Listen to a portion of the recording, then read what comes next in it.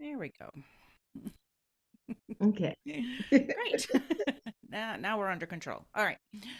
Good morning. Good morning, everybody, and welcome to the That's Where I'm At podcast. Today, I have Dr. Tony Robinson, who is a prolific strategist and advisor with a proven track record in serving and training executives, business leaders, and entrepreneurs in hearing God's voice for prophetic strategies and solutions for their business. Her story is one of extraordinary transformation, change, and God's amazing grace. She is no stranger to what she calls dream disruptions, having to navigate her way through life's many transitions and challenges, including the sudden death and devastating loss of her husband of 25 years. It was in the space of these disruptions that she learned to partner with God courageously and walk in his dreams for her life. So, welcome, Tony. I'm so glad you're here. Thank you for having me. I'm excited. I've been looking forward to this. Good. I'm so glad. I know we're going to have a good discussion. So many transformations, right? So many life Right. transformations. So, Yes. tell us about some of those and how that all came to be for you. What can Well, you say? Like you have so many to say, but life, as is always churning, as we both know. And so I like to call them life disruptions or life happenings. And so it helps me to kind of put a label on it because they're really defining moments in our life. And I want to remember where I was and the space of that. So when there was a disruption, because wherever there's a disruption, there should be an eruption of something because out of wow, death works life. And so we're love just that. going along, minding our business, planning out the next 25 years of my life with my husband. And I was planning by myself because he wasn't going to be here. I just Oh, didn't know it. right, And so, exactly.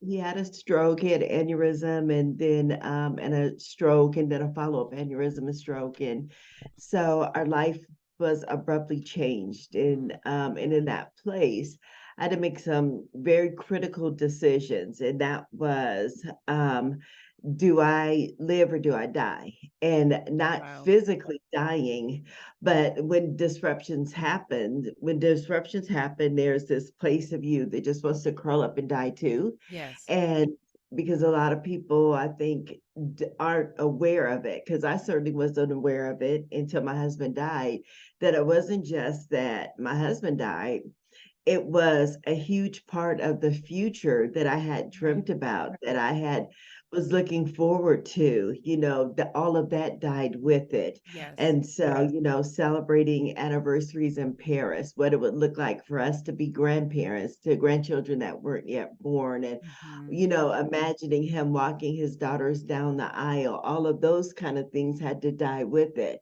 And so when the totality of that reality hit me, I had to make some critical decisions. Do I lay here and wither up? Or do I get up off my behind and begin to live? Because out of death works life. Whenever there is a death of some sort, it's an invitation for a resurrection of another sort. And so that's kind Right. of how I started the journey to get to where I am now, making that decision. That's amazing.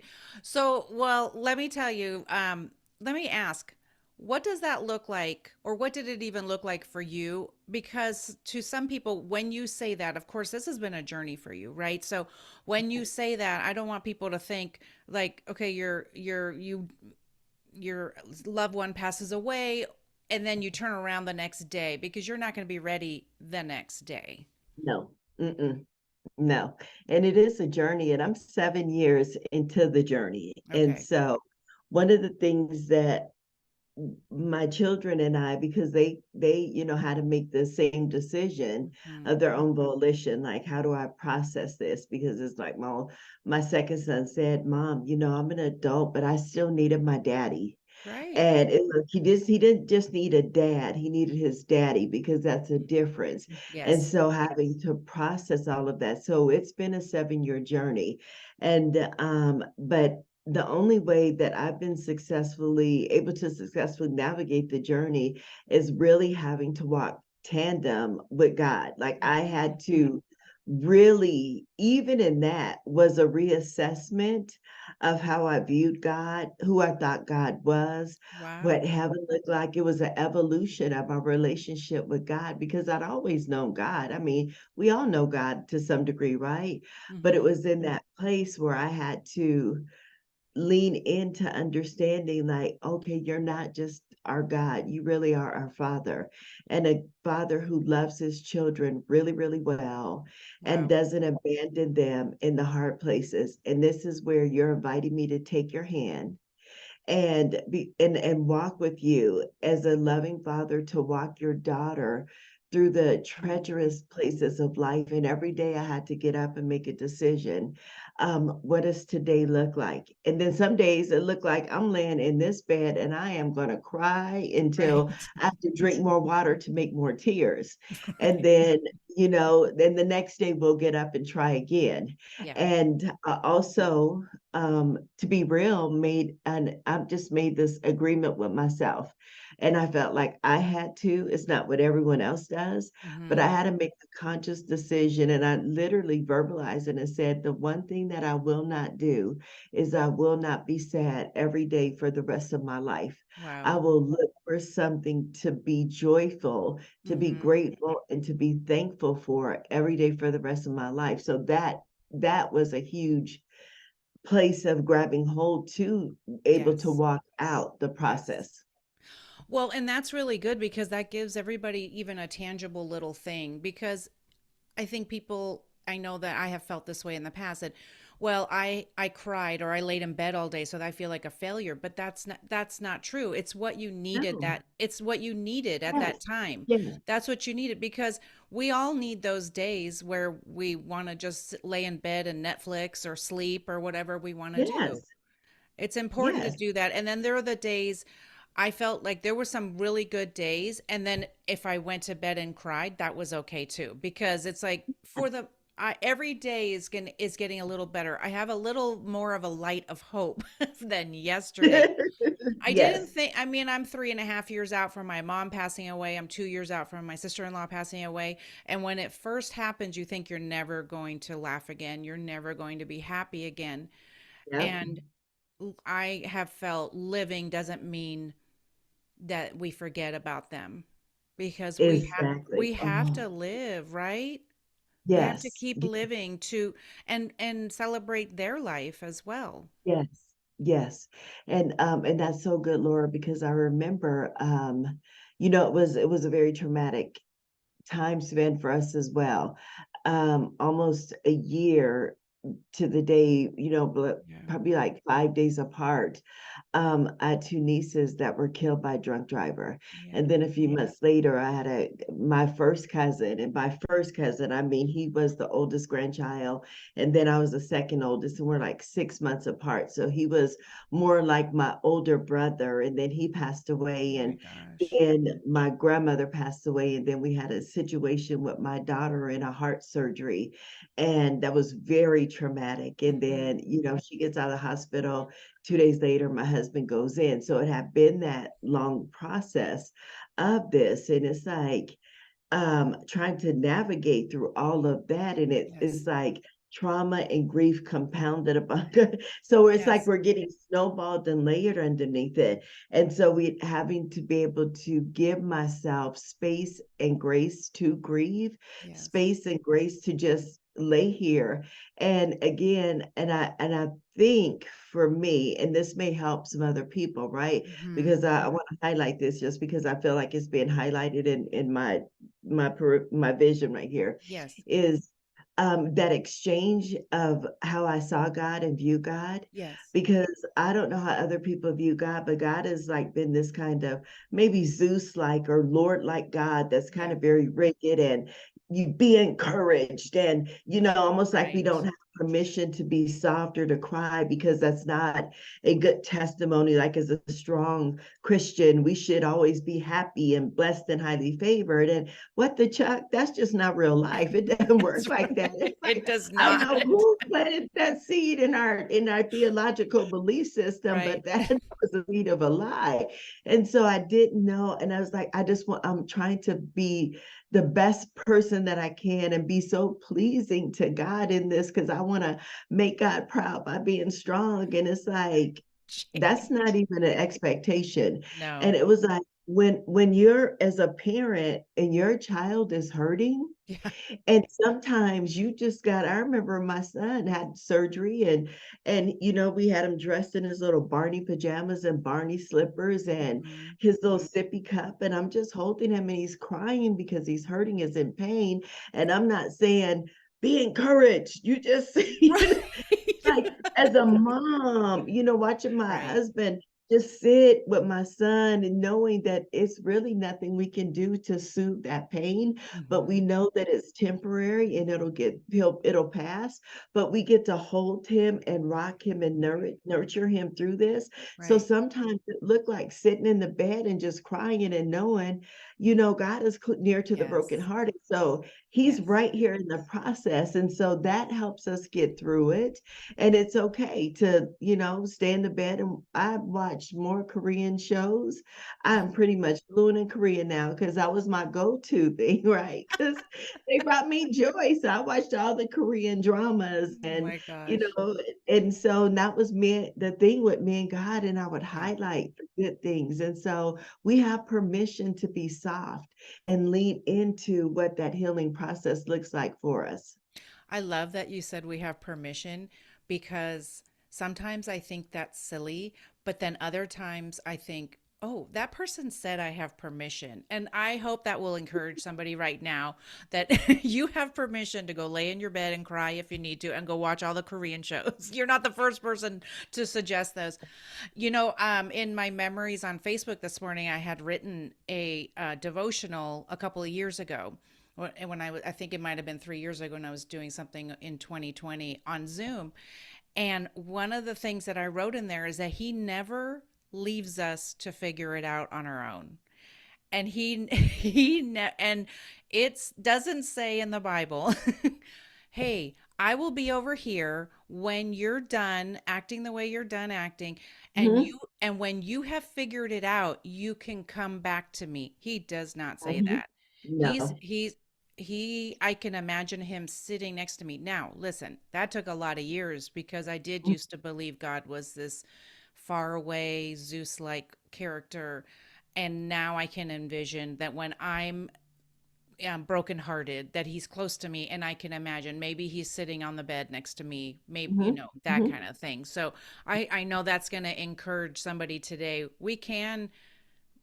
It's not in the Bible that way, so we have to make sure we're being taught or we're researching or learning, mhm. the way and learning from other people too, and seeing um, what makes sense, and even more than that. Yes. But that's just the anyway. I just thought that was interesting. He does not leave us to figure it out. No, he doesn't. He Yeah. doesn't. He's so good and so kind. And I have a secret that I have to tell you. A lot of people may not realize it, but it actually is in the Bible that way.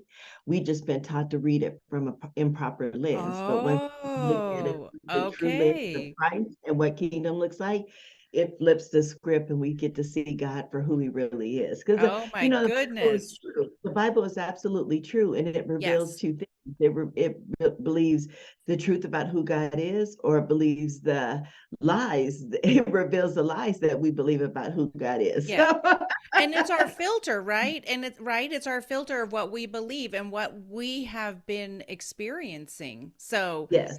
So I was really glad to that God reminded me of that today, that because the in the last few years he has told me multiple times, you do not have to beg for me. You don't have to Come beg for my on. you don't have to beg for my love. You're my precious daughter and I love Yes. you. So Yes. that's the bottom line. So continue with your journey. And so now, because it's been a fun walk in that process of coming out of that place of pain. I think it was Kim Clement that says your place of pain will become your place of rain, right? And so it's like, okay, the greatest place of pain that I've encountered so far in my life has been a place of death. So that just lets me know, okay, well then that's my place of rain, but I'm flipping Okay. the script. and I will bring life everywhere that I go. I will celebrate Yes. life. I will lead other people into celebration of life because that's where we get to reign, which is why I say out of death works life. So something magnificent has to always come out of the resurrection. And so when my husband died, I went on this journey of looking for something great, and I found it, and it was me. Oh.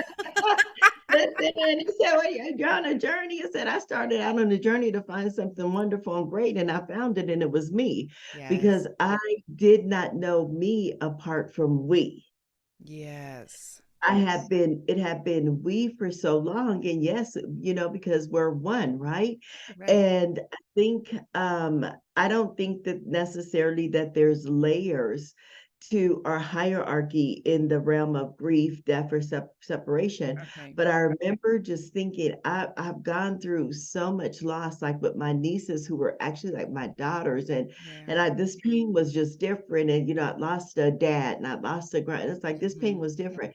And I remember just, Holy Spirit, the Father speaking to me and said, the reason it's different is because the hardest separation is Yeah. that between husband and a wife. And I was Yeah. like, why? That's more difficult than the loss of a child. And this doesn't minimize the loss of a child or in loss Right. of anything else. Right. And he's daughter, the only things that I've ever called to be one Yeah. was, it's like the two become one. So Yes. when you lose a spouse, it is as Yeah. if you've lost half of you because there Yeah. is a tearing and ripping. The word divorce means to be forcefully divided. Yeah. So so imagine if half of you dies, and so Right. you're having to be made whole and rediscover the wholeness of who you are. And so while I was my own person in the marriage, I was very much one with the Yeah. person that I was married to. So I had to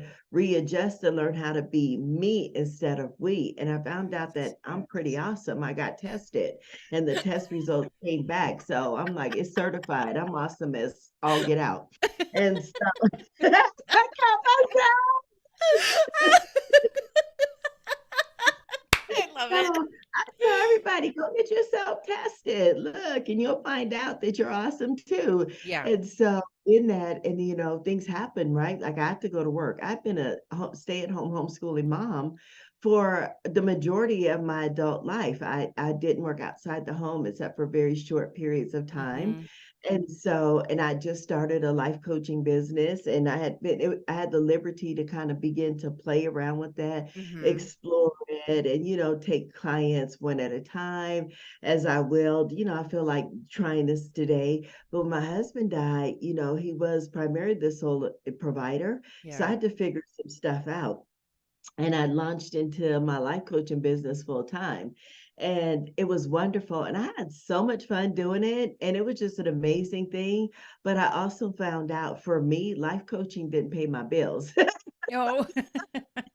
Was like, oh, I don't know what to do. I have a business and I don't know what to do about this. And Right. so, and in that place of the journey, I started realizing that there were still pieces of me that I wasn't allowing to be, shown up front. And I Okay. was still kind of hiding the biggest part of who I am, one of the biggest parts of who I am. And so it's like, I don't know why this isn't working. And one of the things that I did was I was able to surround myself with people who had Hmm. wisdom. Yes. I allowed people to speak into my God told me. Because God's always telling me to do, it's like, oh, well, God told me. And so no one else can tell me anything different, right? Right. And I never wanted to be that person. So I have people to speak into my God told me, to help me look at it from every lens and every angle. And one of those places, someone told me, like, girl, you are not a life coach. And I'm like, but I Oh, am. I have a business. It's registered with the state. Like I have an EIN number. I don't it's like, that doesn't matter.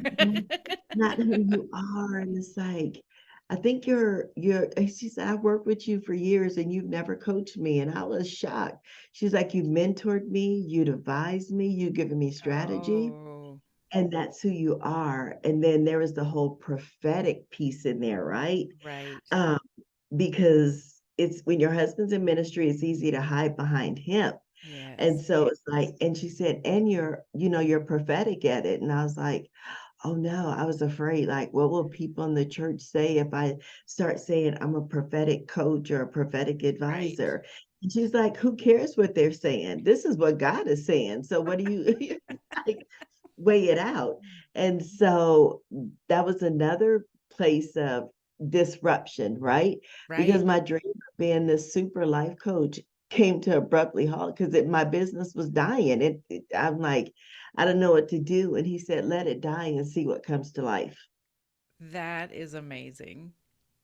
That was crazy and terrifying, is what it Of was. course. You're like, but I have a business license. Wait, what he's like, let it die and see what comes to life. And I'm like, but if I let this business die, I don't know how, like, God, you know me. You created me. I'm made in Right. your image. You and I have understanding. I enjoy eating 3 times a day.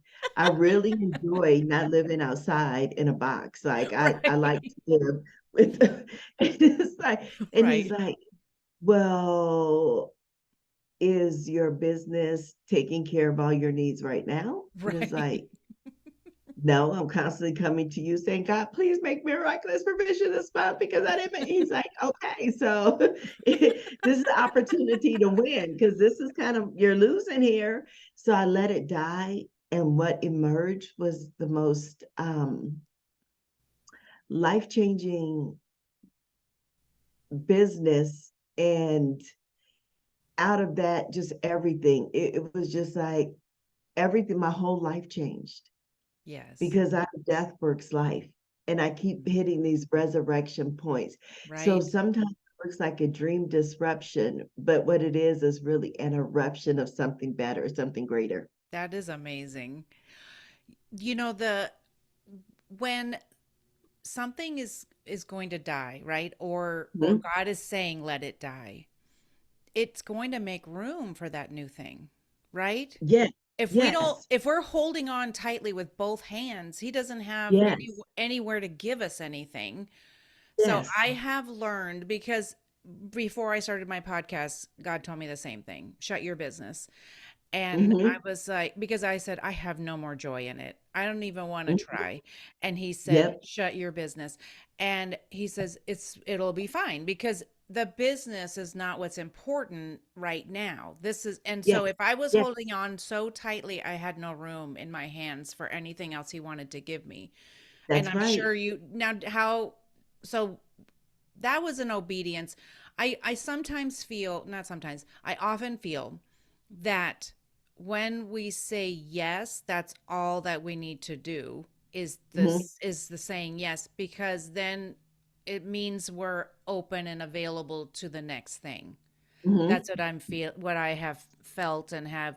It's sometimes it's just that, okay, I'll do it. I don't even know what that's going to look like. I'll do it. Yep. And if we're following God, then, we can say he's trustworthy. And so, of course, then we're going to see what he'll do next. So, Yeah. and so the right people started coming in your life. Yes, they just start showing up by the droves. That's even how Daughters of the Well was birthed. I actually had another ministry prior to that, and I won't share the name out loud about that. And it was a very powerful ministry. Okay. We were blogging, we were podcasting, we had a radio show, and all this stuff. And then in the midst of all of this, my website was hijacked. It was the Oh, wildest thing, and it was a women's ministry to bring women into freedom. And when it got one night, I went to bed, woke up the next morning, and to all these messages, hey, something's going on with your website. Now wow. imagine you have a ministry to bring women into freedom, into identity, and all of this stuff, Oh, and you geez. log onto your website and it's been changed into the worst, most horrific, Oh, pornographic, trafficking, um, evil thing that you can look oh at, my that it had gosh. been hijacked and everything. And there were like a bunch of stuff hidden, Easter eggs kind of hidden in there. And it was this whole thing that was going on, and I couldn't control it. And it was like, okay, so kind of having to let that go. And Yeah. it had spent years building this ministry. And it was like, let it go. And there was also another ministry whose name was just one vowel away. And there was this weird kind of competition-y thing. I don't know how to Okay. explain it, not on Okay. my end. Okay. And so anyway, let it go. I said, I let it go, let it die. Within 48 hours of just like, because we fought for this. And it's like I'm Hmm. fighting for something that I don't even have joy about anymore. I Right. don't even want to do it anymore because it feels like work. I'm processing the loss of my husband and everything else. So this has to go too. Then 48 hours of letting that go, actually 72 hours, and just undoing a lot of stuff. It was the website was healed, Wow. but if you Googled it, my presence behind it had disappeared. Wow. And it was redirected to the other website where the vow, everything. So Oh. um, we had been informed that it was some kind of inside kind of thing happening there, and that was painful. Oh my But I let that gosh. go and I said, that's fine. I'm not doing women's ministry anymore. I got a process here. And Yeah. I remember being in Florida and the Lord said, I want you to write out your 3-year dream with me. What do you see yourself in 3 years? And this was key as I began to dream out. He said, I don't care how unrealistic it looks. Okay. I don't care if you think that could take 20 years to do. Write out where you see yourself in 3 years and Hmm. what you see yourself doing. And I said, you know what? In 3 years, one of the things were what that I wrote was that I wanted to bring about 15 or 20 of my spiritual daughters from around the world because they Hmm. didn't all know each other. Hmm. And I'm a mama to the nations, as some people know. And I just want to rent a house and just bring all of us together and a weekend of sisterhood. And 3 months later, he said, oh, you know that. I was like, yeah. He said it has a name. It's Daughters of the Well, My and which gosh. was almost a play off of the name of the former ministry. And he said, invite them to come to Vegas for a weekend. And we had a beautiful house in Henderson, and they came, and we had the most life-giving weekend. And they're like, can we do it again? And I was like, oh, this is just a one-time thing. But I was like, okay, that was in October. He said, hey, I want you to plan one for May over in San Diego in La Jolla. And I'm like, wait, what? And this time, and then we did it. And he's like, okay, so now plan one for the fall. And so from there, that's how Daughters of the Well was born, out of Amazing. a place of dying. And it grew and surrounded by all these beautiful women getting connecting Yep. sisterhood. Hmm. And so every place of pain has really become the place of rain. And so when you're going through any type of process, surround yourself with people that's going to challenge you to live, to dream, to breathe, That's to good. people that will sit with you. I had a stranger who lost her husband. Actually, she wasn't a stranger. I did a one time mentoring call with her, Hmm. and her husband had just passed away, and my heart really resonated with her. And not knowing, I was able to pour into her, not knowing my husband was going to die like Yeah. 6 months later or whatever. And she sent a message and she said, if you ever need someone, to talk to, whatever, just call me no matter what it is. And I remember it being like 2, 3 o'clock in the morning here, and she's in Florida or Kentucky somewhere, so it's a couple hours ahead. It's like 3 in the morning, 5 there, 6. And I called her and she answered the phone and she said, Tony. And I couldn't even respond. And she just sat on the phone with me Oh while my I gosh. cried uncontrollably for almost 3 hours. And when I finished crying, I just said, thank you. Thank you. Wow. We never said a word. And she is one of the most dearest people to my Yeah. heart. Yeah. Surround yourself with people like that, Yeah. because those are life givers. Yes. That'll be a safe place for you. Hmm. And after that moment of crying, I got up and I preached at my first women's event Mm. the next day. And my husband only been dead a week.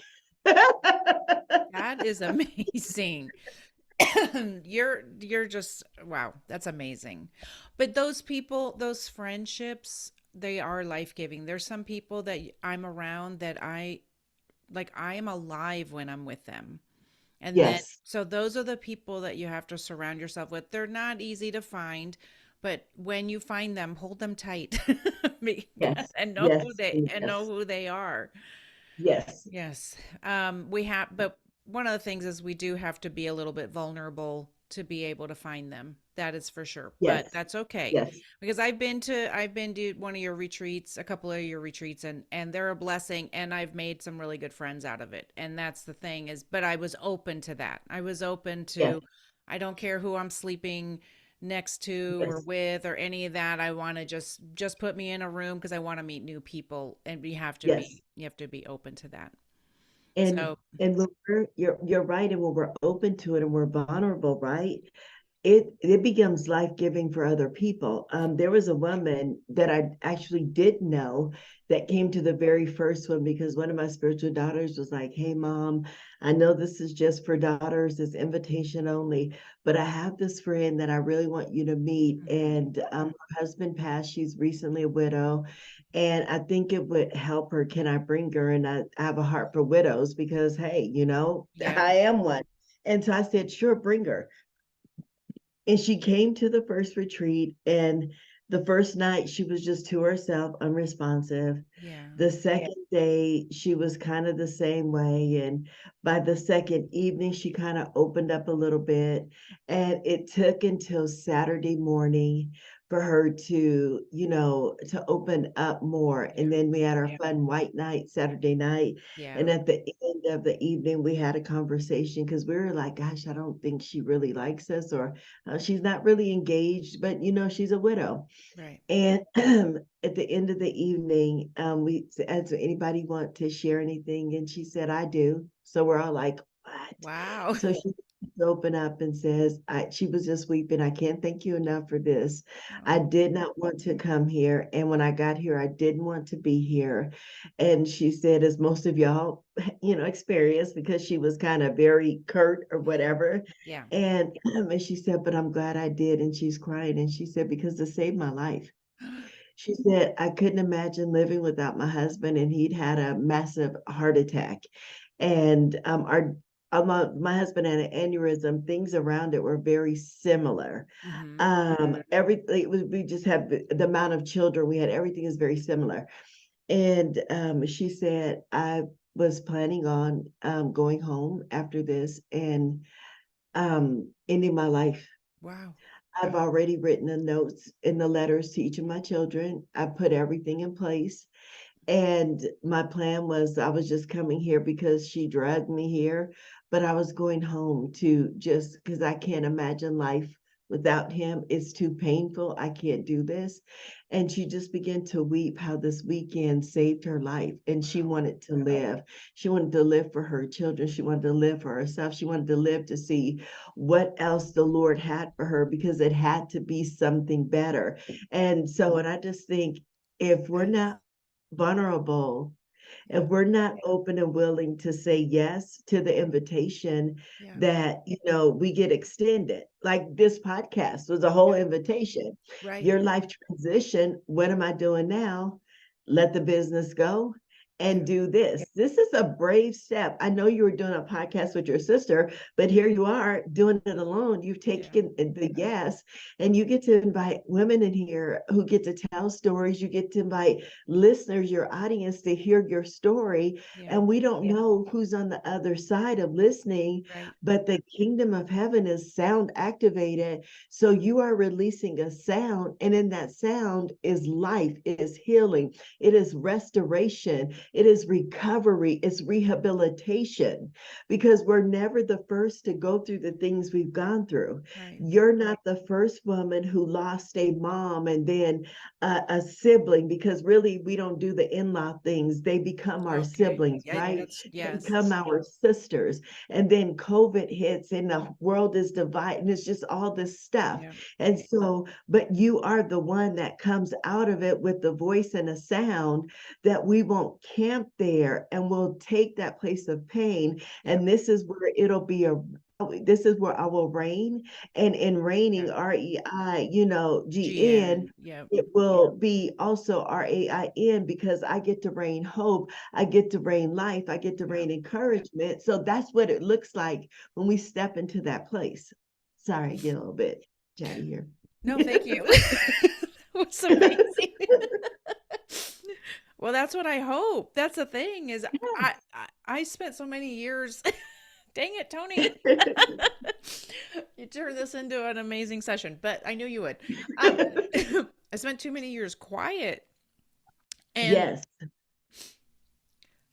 Yes. we can't be quiet because there's other Oh, women who are sitting on the other side yes. Yes. of this podcast who are dying, who've been Yes. through a divorce, who have lost their mom, who've lost their sister-in-law, and are saying, I can't go on, or have lost their Yes. husband, like you didn't say, I can't go on. But I have a couple of you guys who have gone on. They've lost your husband, and you said, I can't die. I'm going to go on. Mhm. And that's what I want. That's what I want for this. I want people to hear that and be encouraged that you don't have to start a business, you don't have to start a podcast, but you can live. Whatever your Yes. dream looks like, you can live. It's not time to die. So hear It's that. not. It's not time to It is die. opportunity to live. And you said something earlier that reminded me of something that I always think is key, right? Is that we have to let go of how they died in order to Yeah. honor how they lived. Yes. Because if we get stuck on the thing that died, like my business died and I can't, my husband died, and, Yeah. like my two nieces that were killed. And if I don't let go of how they died, Yeah. I can't honor how they live, because I'll be more married to their death Yes. than I am their life. And I remember laying in the bed, and the father was talking to me. He said, "You have to get up now." And I was really mad. Like, y'all, I was mad. I was like cussing mad. Okay. Like that kind of mad. And it was like, "What? I'm sorry." He's like, "Well, first of all, can I tell y'all this?" You got time? We I do. was so upset, right? Because when my husband died, it was like an unexpected thing, right? And so and the week leading up to them, he had begun to make significant turnaround, and with the doctors were so hopeful, we had optimism going. We were looking at what it would look like long-term care. I was meeting with Mhm. the people for his transfer of care to rehabilitation Yeah. center and all this stuff. And so, and every time I go in the room, and I was at that hospital like 23 to 24 hours, a day, literally, I'm camped by his side because I have to be his advocate, because he didn't have the ability to speak. And Mhm. so when I go out and I come back in, and he would be kind of sighing like, and then he kept looking up, right? And I was like, "I know you're tired, you're frustrated, you don't want to be here anymore." And he was like, Yeah. and I said, "You're ready to go home?" He's like, and I said, "We're getting better. You're getting better. Well, everything is gonna, we keep fighting. You'll be able to come home soon." And he was just like, almost like, and I was not quite understanding that he was not telling me he was tired of being there. He wanted to go home with us. He wanted to go home to Oh. And so one day he was just staring up, and he was looking at me, and his eyes were like, "Do you see it?" And I said, "Are you seeing angels?" And he's like, and I said, "Oh no, oh no." I said, "You need to let them know you're not going anywhere with them. Like, you're going home with us. I don't know what's happening right now, but you're dismissed. Your relief of We're duty." good. Nope. And so the last night, he just the last 2 nights he didn't want me to stay at the hospital. He was kind of like go home. I was like, "Yeah, no, I don't trust you." And so the last night I was so exhausted, I needed to go home. And that's when he went into, he coded and everything. And it was, the whole situation was weird. I had two phones by my head. They had been Yeah. calling me for 40 minutes. It's all the stuff we get at the hospital. And he passes, and so we have to call it. And that was a thing because they kept asking me to make a decision. And I kept saying, my husband trusts me with his life. I can't just tell you to Yeah. stop trying, keep going. I know it's been 30 years, but keep going. I Right. know it's been 2 weeks, but keep going because we get in that place. We've invested so much in a Yes. marriage, in a business, in whatever it is that we're doing. We feel like we have to keep giving it CPR when Right. clearly there's nothing left. Yes. And they're like, we have to, and I knew, and I was like, we have to call it. Yeah. And I heard the Lord say, this wasn't my will, wasn't my heart, but this was his choice. He Hmm. chose to come home. Yeah. And as a result, your ministry is about to blow up. And I was like, excuse me, but what the chuck? Right. I mean, I'm like, no, we can't have this conversation right now. My husband just died, and you're trying to talk to me about business and ministry. Like, what? Like, I don't even, Right. like, no, don't want to hear it. So our pastor comes to pray, and he gets there, and he's like, this happened, and he said, because he loves to pray for the dead to come back, and he's like, yeah, no, I had a vision of him driving here, and he just looked at me. He was with the father, and he's like, I'm I'm good. not coming And back. he said, yep. And he said, but what I heard is that this wasn't God's heart, it wasn't his will, but it was his choice. And then he looked at me and he said, and then I saw you like a rocket and you took off and you're Wow. about to be exploded. Your ministry, everything is about to blow up. And I was like, okay, now I'm really mad, right? Like I'm so angry. So day 3, I'm so mad. And I'm like, I don't understand this. And he says, the father says, there is no greater love than a man to lay down his life for his friends. And I just thought, what? And he said, you weren't just his wife, you were his best friends. Those weren't just his kids, they were his best friends. And Oh. there was a period for 3 days where he was it wasn't a coma, but just asleep. Yeah. And he said during those 3 days, he was with me and he got to see what Mm. life would look like on both sides. Yeah. He got to see what life would look like for you if he stayed, and he got to see what life would look like Wow. if he came home. And he knew that it would be such a long and hard process for you if he stayed, that it would change your life, that you wouldn't go on with ministry, you wouldn't pursue Wow. business, because he would be your ministry and you would make it your business to take care of him. He knew this daughter wouldn't finish her school because she would make it her Wow. life mission. So he broke all this down to me and I said, okay. And he said, and now you have to get up.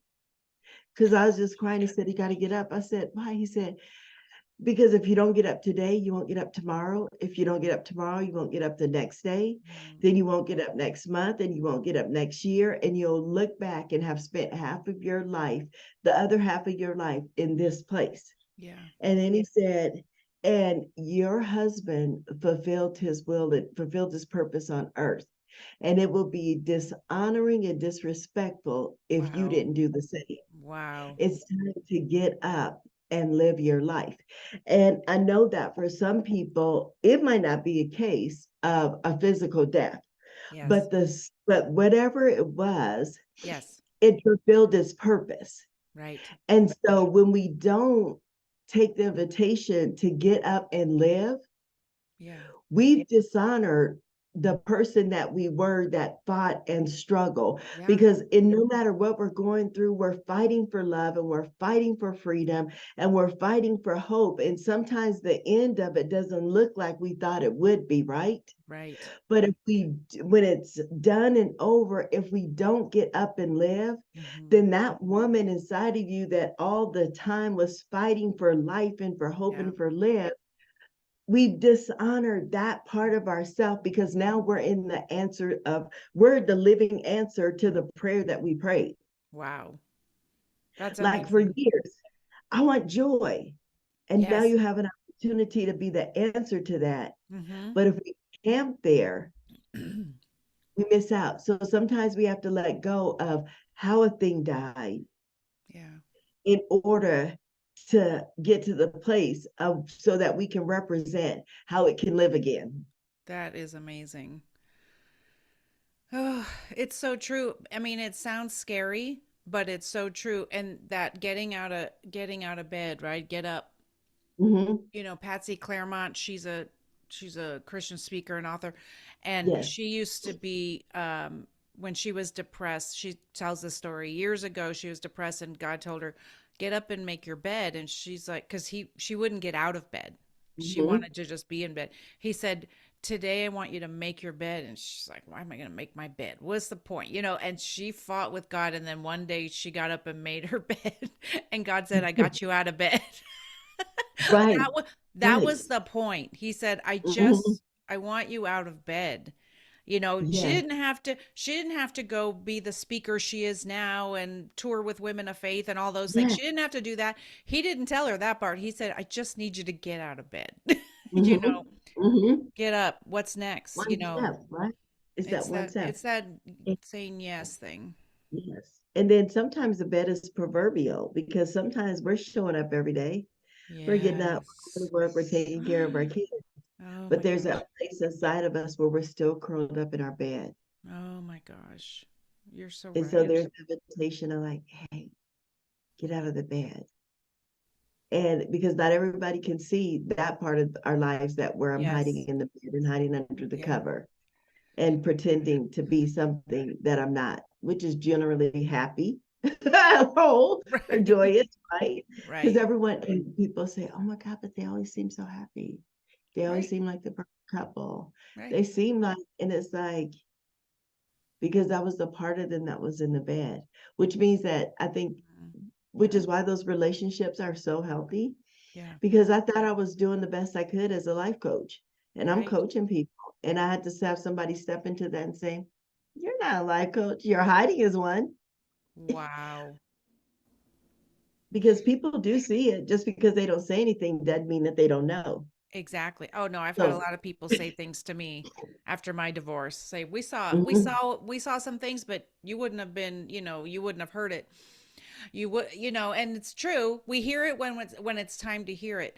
When people were telling you, and I know this was well-meaning, that you're not a life coach. Did you ever have in your heart or in your spirit a vision of anything else that didn't look like life coaching? Did it even look remotely like what you're doing now? It did not at all because I was stuck in a mindset that I have to work, I have to make money, I have to work. And at that time, this was the only thing that I knew to do was to Okay. work a business. It was like I can go work at Walmart. No, I can't. Let me just stop lying to myself. Like I Okay. would, nope. That so it's like I got to do something, right? Right. And so when you've been home for 25 years, homeschooling kids, and you don't have a resume that you're just going to go work in a corporate place, Yeah. and that's what my heart has always been. And but there were markers along the way because God was constantly showing me something different. Like, Yeah. okay, I'm going to go to now that I'm going to get a certification because nowhere in the United States is it required you to be certified as a life coach. Uh-huh. You could have only just, gave a dog a bone and now you could be a life coach to people who own dogs Okay. that teach them how to get, there's no certification or anything, but I want it to be legit. So I said, I'm going to go to life coaching school and it's a Christian life coaching school. And I go and so and God kept saying, "You don't need to do this. I've already Oh, validated you." I was okay. like, no, I need to feel legit because I need Right. to have this Right. legit business. Go to life coaching school, going through the classes, and everything that they're saying as a life coach, you should not do da da da. I'm like, oh, I do everything that you're telling me not to do. So Wow. I tried to switch up, and it Yeah. didn't work for me. It was like that's not a good model. We're doing kind of like this. I forgot what the name of it is at the moment. So she is the our coach teacher is going to be the client. And so she gives Okay. a little scenario and it's my turn to coach her. And I just say, listen to her talk. And I said, okay, so let's just do this, right? And I said, I'm Gosh. going to pull the blankets off of this. This is what I'm seeing and this is what I'm hearing, but this is what you need to know that the Father is saying and how he sees it. And she is just bawling like a baby. And Wow. I'm like, oh, wait a minute. Oh What just my happened here? goodness. And then she's like, how did you do that? And I'm like, Oh, God, like I'm in trouble. She's like, is that what you do with your clients? It's like, yeah, don't ever stop doing that. wow. Girl, what are you doing here? You don't even need to be in this. And that's she's like, why are you here? I'm like, I don't know. And then because life would have it, she emails me frequently and she's like, you've just become such a mom in my life. And I look at you as a mom figure. And Oh so my that was gosh. another thing, right? So it was like little markers like that that God was saying, that's not what you're called to do. But Right. out of anxiety, Yeah. because I was anxious that I didn't know what I would do. I was only 52, hadn't worked. I wasn't eligible age-wise for his social security or anything Right. like that. We had some life insurance, but that doesn't last forever. So I'm panicking. So I was choosing to stay in a lie because I was too Wow. afraid to step into the greater truth. Okay, well, that'll preach. But Look, the me pain, too. listen, but what happens when the pain of living in the lie Yes. begins to outweigh the fear of standing in truth? Something happens because that lie kept getting tighter and tighter and more painful to Yeah. where the fear of the truth became more and more inviting because I said, I can't do this. So Yeah. I need to get out of fear Hmm. and do this. And the unknown I discovered was actually known. I just didn't know it because Right. it's like sometimes we're confused, like, I don't know what to do. I'm so confused. And it's like, girl, the truth is, I wasn't confused. And probably for your listening audience, Yeah. most of you aren't confused either. The truth is that it's not confusion. We just don't know all the answers and we don't have the pieces. Right. But if we start with the one piece that we do have certainty about, Yes. and we step into that piece, then the next piece and the next piece That's will fall exactly into right. place. That's exactly what I have been seeing. It's like some people will be like, "Oh, tell me about your podcast." And I'm like, I it's too long of a story because Mhm. even the tiniest little things over during a hockey game, okay? Sitting watching the Golden Knights win the Stanley Cup, by the way. Okay. Now it's on here. No, but going to a bar to watch the hockey game, and one of my friends brought a friend who was the connection I needed to have, and she Right. was a random person who just decided to join us to watch hockey that night. It was the amazing, and so I can't even, that's the thing, is God's not going to say, okay, this and this and this, because this is the thing that I have found is that I don't he would not, and we would not want to know. First you're gonna get a divorce. Then this is gonna happen. That, or do you want to hear first your husband's gonna die, then this is gonna happen? Do you want to hear that? That's not the plan we No. want to hear. We Right. want to that's not the plan I wanted to hear. I wanted to just, I have my dreams. How do I make them happen? I couldn't. I didn't. And then walking into wherever I am in this life and just saying yes. I think you put Hmm. something in my heart. I'm going to say yes. I don't even know what that looks like. Yep. Let's do this. Literally, I don't even know what it looks like. I remember Hmm. telling one of my friends, I have no idea what this looks like, but I think I'm supposed to do something. And that was it. That's the entire Yep. plan. You just take the next step, one foot in front of the other. That's right. And we walk it out. And then you'll have those moments of convergence, I think, where you start to realize, oh my gosh, I was really born for this. Yeah. This is what I was meant to be doing. Like I am in my zone. Like Hmm. now I can't imagine doing anything other than this. And it's like there'll be a mind like a time that comes where you'll be like, I can't even imagine being married to that person again. Oh, yeah. I can't even imagine being a life coach right now because this is so much more funner than me, funner to me because this is who I'm designed to Yes. be. And Yes. because I let that go and let that die, my clients who actually needed coaching were able to connect to the coaches that they actually needed at that time. See, that's So it brought amazing. life to them while it Yes. was simultaneously letting go was bringing life to me. And it's like, oh, I can't imagine that anymore because this is what I was born to do. Right. And it keeps getting greater and keeps getting bigger. Now, there was a moment I was remember thinking I was in a zone with my clients and we were just vibing. It was like, and I had this vision of something and I thought, oh, that's just, I'm thinking grandiose. Like, why would that even Okay. be a thing? Like, Okay. and I pushed that back. And I was just in a conference, at a conference this past weekend in Texas. And so we're in the green room and we're having lunch, the other speakers. And so, and then one of them was like, I have a word for you. And I was like, okay, so I'm recording it. Then another one says, that makes sense because I've been seeing this. And they Wow. spoke something that they saw and said, don't be surprised.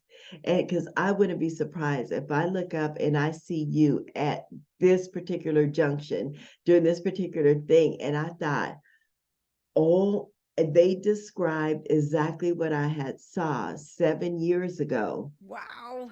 that I pushed to the back of my mind that this is not going to happen. I was looking for something the other day, and I came across a voice recording from a pastor from 2021, and they were prophesying like you're going to be moving into different networks, and I see like blueprints and all Hmm. this stuff. We just came from the Kingdom Blueprint Conference, and Wow. there's a picture of me standing on the stage in the midst of all my new network friends within the network. It's not a networking, but we're Yeah. networking together. Yeah. And I'm standing on the stage, and behind me is this massive, imagery of blueprints, Wow. and I'm like, oh my word. And there's like a connection between you and Texas. And it was in Texas. And it was just like, whoa. So there's the markers that come, but sometimes we just get a word or we get a thought and we push Yeah. it back because Yeah. we can't see it. I've had thoughts of seeing myself on stages in arenas in certain places. And that'll never happen Right. until now I'm living in them happening. Right. Well, I literally was in, my friend does like a kind of a life coaching, but it's like wellness and all this because I was one of the things that came out of my divorce was that I felt really like I have not dreamt in a long time. Mhm. And I said I really want to partner with her and like just have her, like I want to dream. I don't even know what that looks like. Yes. That was in my spirit. I'm like I want to dream again because I do have also some words from people, but I'm like stuck. I'm sorry. Stuck in that marriage. I'm just gonna say it. Stuck in that marriage being Yes. oppressed. I wasn't going to be able to live a dream. So here I am and I'm like, well now I have the opportunity. I can live a dream. So we started to do this thing, and this is all I got because one day I just said, "Well, that's where I'm at," and that was it. And this is the entire thing. What is that? I literally was like, "Wait, what is Yep. that?" That was it. I had no idea what that even meant, and that was it. God just was like, "It's something. Are you listening?" Yes. you know, Yes. we don't have to know the whole plan. We just Yes. we Yes. don't We know, don't. right? We know the But it's first part. amazing to Yep. go back. It's amazing to go back and that there were blueprints and that someone gave you that word for blueprints. It's like that's amazing. That's amazing. Yes. So tell me, where are you at now? What are you doing? What are you doing with your life? Oh my goodness. I'm still trying to figure it out. Like I want to figure out what I want to be when I'm an adult, right? And I'm 59. It's like when you So grow I'm up. like, which is, the truth is that, we think that life's kind of starting to wind down when we get to 50s. Oh, let me tell you, that's when it Nope, just gets started. It's it's like this is true. so far in the the best decade of my life. Can't wait to see what the 60s will bring. So what I'm doing right now is I work as my consultation company is that I do consulting with you know companies, organizations. I work with CEOs to Hmm. help them grab a hold of the blueprints from heaven for their business. And Amazing. in their businesses, we get those blueprints and we help bring them into tangible reality. So if we can get them to see what's the heart of God for my business, Mm-hmm. then I can begin to create a culture shift in the business. Wow. So that's releasing kingdom through my employees. It's like, how do I treat my employees so that it's a kingdom mindset? Yeah. How do I treat my customers so they're experiencing kingdom? Those kind of things. Yeah. And then I also work for the most amazing school. I know everybody thinks theirs is amazing, but I love mine, right? And so it's called School of Kingdom. And so I work as a professor for School of Kingdom, and it is a theology school. And how I got there, I just signed up to be a student, and within 3 months, I'm a professor, and now I'm on staff with the organization. It's been crazy, That and is we've just uh, amazing. went around the world, and so that's what I'm doing. I'm just bringing life and Yes. doing retreats and bringing life in the Yes. retreats and all that Mm. fun stuff. Yeah, That is amazing. I am so thankful that you talked to us today because I'm encouraged. Like I'm ready to go take on the world right now because you can, because right? I You can. can. Well, Yes. we're gonna have all your information in the show notes. So if anybody wants to reach out to you to any of the things that you do, they can see all that stuff in the show notes. And I just love you and I appreciate you and look, she's always this way, people. Okay, so if you ever get to know Tony, she's always excited about everything. She's excited about a cup of coffee. She's excited. My birthday, which is an everyday thing, That's right? right. She is, and so, but I'm so thankful for you because when I'm with you, I do feel alive, and I don't, that to me, it doesn't matter what I'm talking about. You're like, yes, and then this, and it excites me, and I'm really thankful for you about that. I love that. Get yourself some people like that around you because that's going to encourage you and bring you to life. So I thank you and I appreciate you for being here. And so we'll talk to you guys next time. Thanks so much for being here, Tony. You're welcome. Thanks for having me.